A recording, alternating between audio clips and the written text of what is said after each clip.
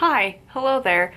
This is going to be a different intro because I've made it on YouTube. So, by the title you will see that it is censored. Turns out you cannot swear. So, I am going to use my original video that I had previously recorded, and I'm going to do that obnoxious thing of censoring.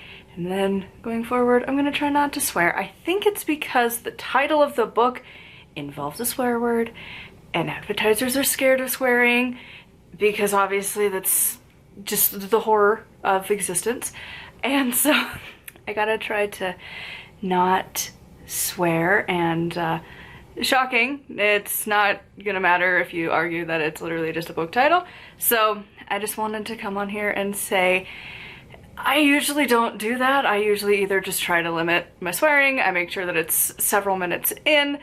I kind of thought because it's the title of a book, like registered, has an ISBN, it's from an actual publishing house, it wouldn't matter. I was wrong. So yeah, we're gonna go forward with the rest of the thing, but if I swear, I'm gonna censor it somehow, some way. I don't know if it's just gonna cut that word, or I think that's better than the like beep or noise or whatever to confuse the bots that review our videos.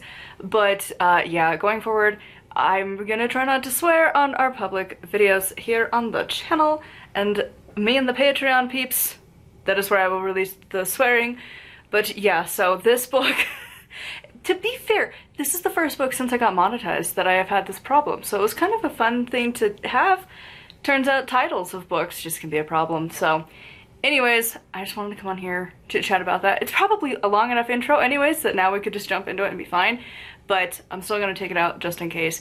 But yeah, FYI, I gotta not say bad words because the advertisers hate it and I don't have enough patrons to be ad-free. So anyways, onwards to the video I already had edited and done. And now we're back to that.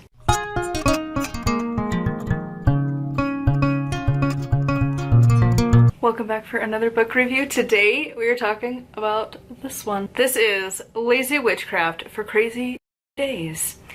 Easy spells and rituals for when you're stressed out, wiped out, or just have no more spoons to give. This is by Andrea, and I don't know how to say her last name, so it was in the title of the video.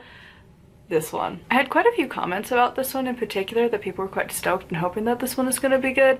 My husband saw it out on the table where I was gonna, like, I set out my stack of like I'm gonna work through in the week. He's like, ooh, have you read this one? Was this one good? Like, everyone wants to know about this one, and I am here to say, yeah, it was good. So as the title would suggest, this is aimed at trying to be a little bit more energy conscious, whether you are neurodivergent or just busy. Whatever your case may be, it's trying to simplify your witchcraft as much as she would in a very, I mean, she swears in the title, so like, that is the vibe that is brought to this book, so brace yourselves. If swearing bothers you, this is not for you. It discusses some magical basics at the beginning of the book, and it's not a very large book, by the way. I mean, it's pretty thin, to be honest. I hope she does more because it was so good. She's a hoot to read through. It's pretty small. The first section goes through just some of the basic stuffs and then goes into different spell focuses, really covering your basics: love, protection, money. I gave it a 5 out of 5. I don't remember the last time I had a 5 out of 5. It's been a while, so this was a nice refresher because it was so good. I'm like, I can't wait to buy a copy of this one because it is so fantastic. First of all, if an author can make me legitimately chuckle, like out loud, while reading, you did something right. Because I read a lot of books. I think I'm pretty close to at least, I think I've surpassed 200 at this point for like this year. So, you know, I don't have that very often. So when I do, it's a good feeling. And the writing style is just the pinnacle of me. It's my vibe. I love it. I strive to be this way. It never comes out that way. Usually I come across as kind of a... But you know, it's the vibe that I try to go for. So what I mean by this is, a good example is from page 40. Cleanse your jars before you do anything else. You know well, you were about to skip that part. I see you. And like, yeah, I would have done that. I would have. You called me out. Like, that's the entire book. It makes you laugh, but also, it's true. I mean, for real, how many of us, you go to do a spell and you're like, eh. Like, I'm not gonna clear out that jar. It's fine. And you probably should, you know? And so, it's that kind of verbiage throughout the entire thing. There are so many relatively good spells. I will say some of the ingredients did not feel as Lazy Witch approved. Like, I'm gonna be real, how many of us actually have like eucalyptus or vervain just like chilling on a shelf in your house? I'm gonna say most of us don't. You're more likely to be able to be like, do I have peppermint? Maybe. You might have like a peppermint tea bag, and you might have like oregano. Like, I wish there was a few things that were a little bit easier, and like, I don't know, as a simple witch, why not just have found rocks over crystals, you know? It's pretty low effort to walk outside, find rock, versus have to go to store, buy said really specific crystal, and then use it. And then also, she has a thing about trying to use raw crystals because the energy is easier to use than tumbled. I don't know how much that matters. Personally, I kind of feel like it doesn't matter. Pretty sure a rock is in fact a rock. It doesn't matter, but whatever. So, you know, there were certain little bits and bobs where I was like, this is really complicated. Like, and she does have them listed for spoon levels. And I feel like if you have some weird ingredients, that should have added a spoon just for that. You know, like these were some pretty, like where am I gonna go buy like eucalyptus? I don't even think our witchcraft supply shops have that. Like maybe, if you live in Utah, you'll know. I think maybe Crohn's might, because they usually have a decent selection of herbs behind the counter. But even then, I don't know that they still have that as much. Again, I don't go there because their parking lot is my nemesis. And I also don't usually go, like, I don't know, we've gone to like Conjuring Tree a few times. They're actually my preferred store. Again, if you don't live in Utah, none of this matters to you. But even then, their herb supply is pretty small. Like, they're more of a stuff. Like, they have a decent selection of stones, they have a lot of statues, they have a lot of books and decks, and just stuff. I don't know. It's a big store. They just upgraded to have a bigger space. But I don't know that they're gonna have eucalyptus or vervain. Again, just why not have ingredients most people would have in their house? But also apparently she has a really successful TikTok, so I am not one to talk. Maybe she's onto something, because I've been doing this since 2011. I don't have successful anything. It's just barely starting to like not be stuck is the best way.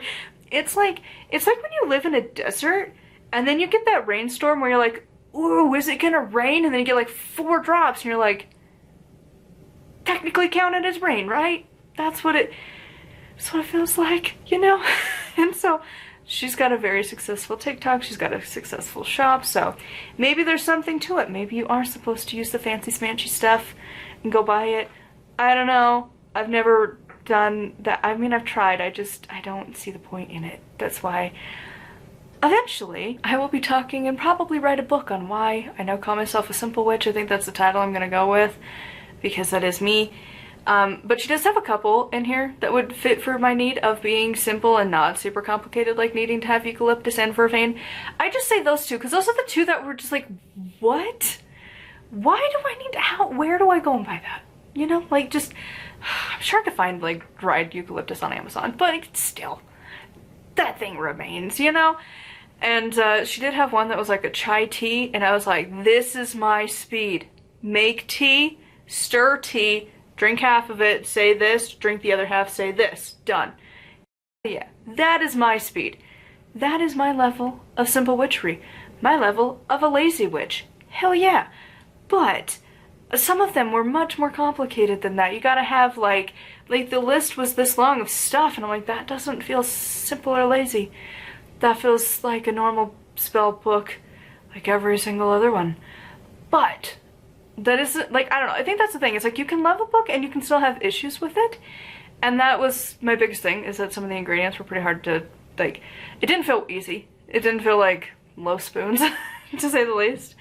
But I don't know, like, even reading through any of the instructions, usually those get pretty boring to get through, and her sass is just constant, and I love her. I love her writing voice. She needs to write more. I really hope she does more. I hope that publishing houses approve her for more, because she's just got that personality, and it's so there in the writing that it's just fun. Again, I'm just chuckling as I'm reading through this book, like, hell yeah, this is great. I don't get this very often, and it's a small book, damn, because it sucked. It got over too fast, and you're like, ugh.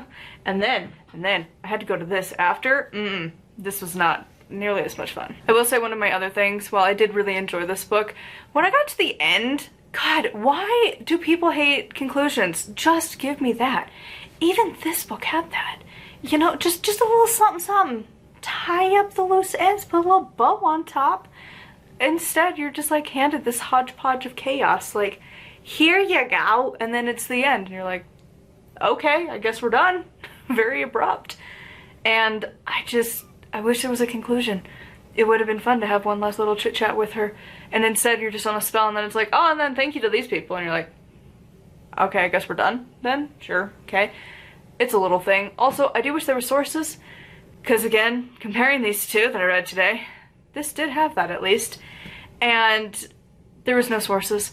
I'm sure a lot of it comes from her own experience over the years, but also, why not just like double check, you know? Like, even mine, I usually will flip through a lot of my old books just to be like, I'm right? Right. Yeah, like Cunningham's books, oh my god, lifesaver. Constantly using those. Whenever I'm doing like the research side of things when I'm writing, they're just a stack on the desk. And I don't know why you would never include that, you know? It just feels weird, like, where did you get your stuff from? So I would recommend this book to everyone. I think whether you're a beginner witch, intermediate, advanced, whatever branch of witchcraft you do, I think all of us could use this, you know? Like, there is going to be a point in your life, if you have not been there, you will get there, where you have no more spoons to give. You are tired.